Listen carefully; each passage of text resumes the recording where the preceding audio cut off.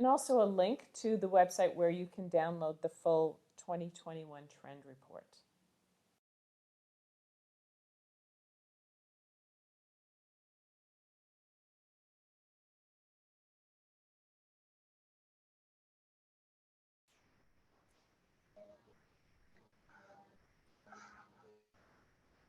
Wonderful. Thank you so much. Thanks everyone for your prompt attention and amazing questions in the chat.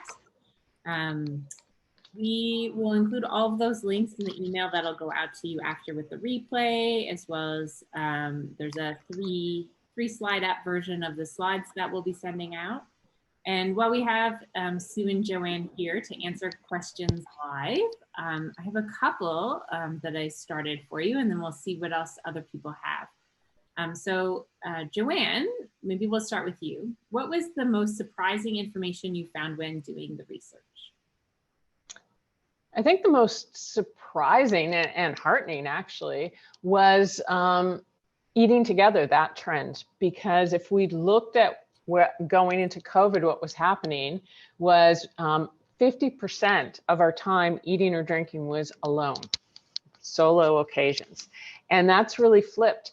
And just how that shared meal has become the highlight of people's day, and also how they're planning to continue that new old tradition, right? Going back to, you know, how things used to be in the 60s and 70s before life got so busy.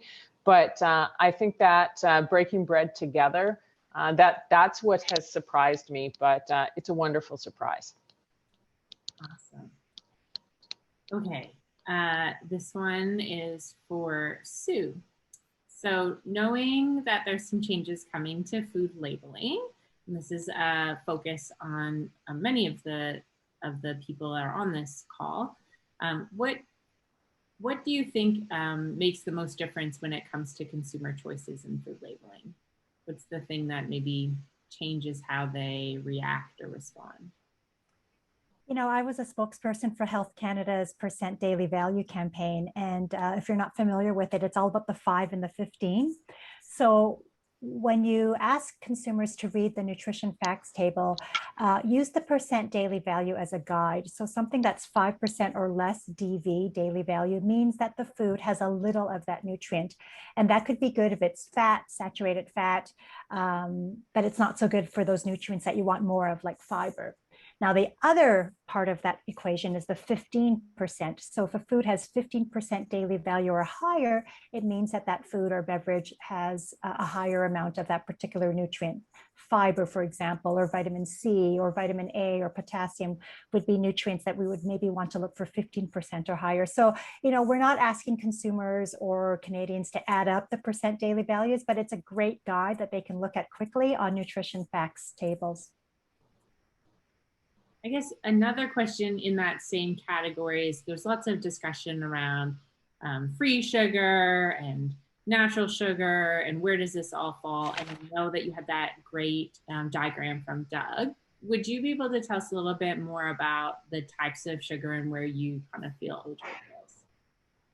Yeah, sugars is, so see, again, we tend to say sugar, but really it's sugars, right? So there's so much awareness that can be shared with consumers. So sugars, natural sugars are those sugars that are naturally found in fruits, vegetables, and unsweetened beverages like unsweetened milk, for example. Then there's the free sugars and the added sugars. And I even myself get a bit confused every now and then about these. So the natural sugars, fruits, vegetables, unsweetened milk. Free sugars are the sugars that are found naturally, again, in orange juice, maple syrup, and honey. And then we have the added sugars, and these are the sugars that are added during cooking or processing or food production. So, you know, the cookies that I like to bake on the weekend with my kids, or those cupcakes, or adding sugar to my coffee or tea, those are the added sugars. The added sugars sometimes count under free sugars, which is why it makes it so confusing.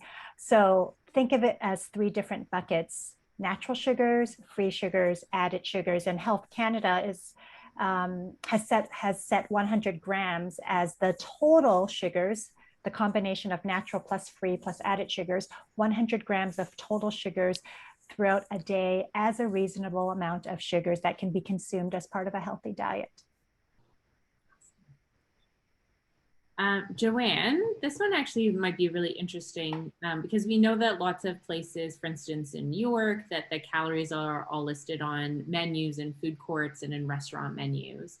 Have you seen anything in your research that says that listing calories actually affects food choices?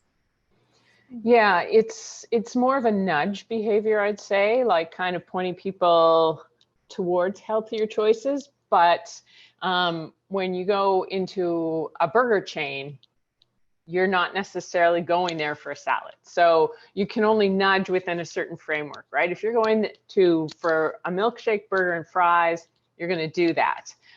So it seems to work better within what I'd call a decision set. So nudging people towards that. We do know that consumers are terrible at estimating calories. They actually overestimate calories, but then they really overestimate activity, how much they burn during an activity. So they're really bad at calorie counting. And oftentimes when they see the calories, unless it's really outrageous, they don't think it's that bad necessarily. They're kind of pleasantly surprised. This question is for Sue. What are your thoughts around hormone-loaded foods?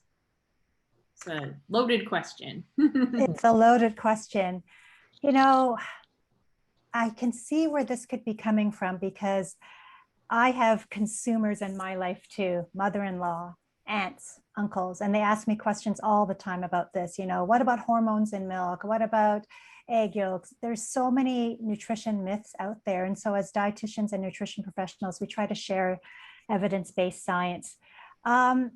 Antibiotics, so I guess hormones, the first thing that might come to your mind is milk. So in Canada, milk supply, no hormones are allowed.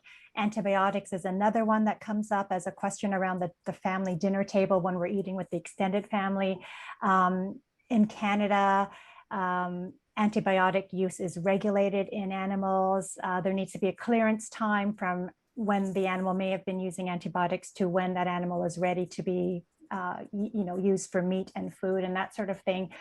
And it's so interesting because, you know, I'm sure other dietitians on the call probably face these same issues of going to dinner parties and family dinners and just social occasions where our own family members are questioning us. So I think broader, and I think that consumers and Canadians are confused. And so it's our role to inspire them with knowledge that is evidence-based. So the resources that I go to stay up to date would be PEN, which is the database with Dietitians of Canada. I think unlockfood.ca has some really great consumer-friendly language information about trends and about myths.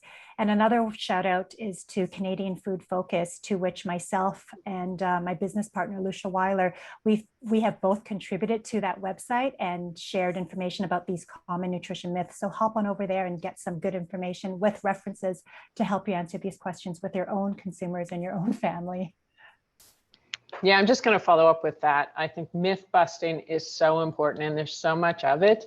And when I think of hormones, you know, a lot of people have that belief about our meat and dairy, which isn't, you know, we tend to believe what we hear about the US being the same in Canada. It's not. And also soy is another place where I still hear consumers talk about the hormone levels in soy. And that was one discredited research study, you know, a couple of decades ago. And yet there's still this belief, unfortunately, with consumers that soy is unhealthy for them. Okay, last question, quick from both of you. What would you like consumers to know about the future of food? What's your one takeaway that you would want us to leave this presentation with today? I'd say we can't keep eating the way we're eating for planet health. We need to make some changes. That's a good one. for me and anyone who's attended my presentations, you'll know that my favorite saying is food is love. Food goes beyond just nutrition and nutrients. Food brings us joy, brings us comfort, and brings us together as a society and as family. So embrace food, love food, celebrate food, and enjoy it. And our last announcement is our gift card winner, who is Annika McDowell.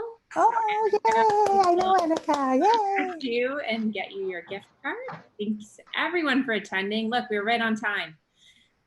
We will make sure that everyone gets the replay of the recording and has access to all the links and resources that both Sue and Joanne shared. Thank you so much for coming. Much appreciated. Have a great, wonderful rest of your day. Thank You you. too. Bye-bye.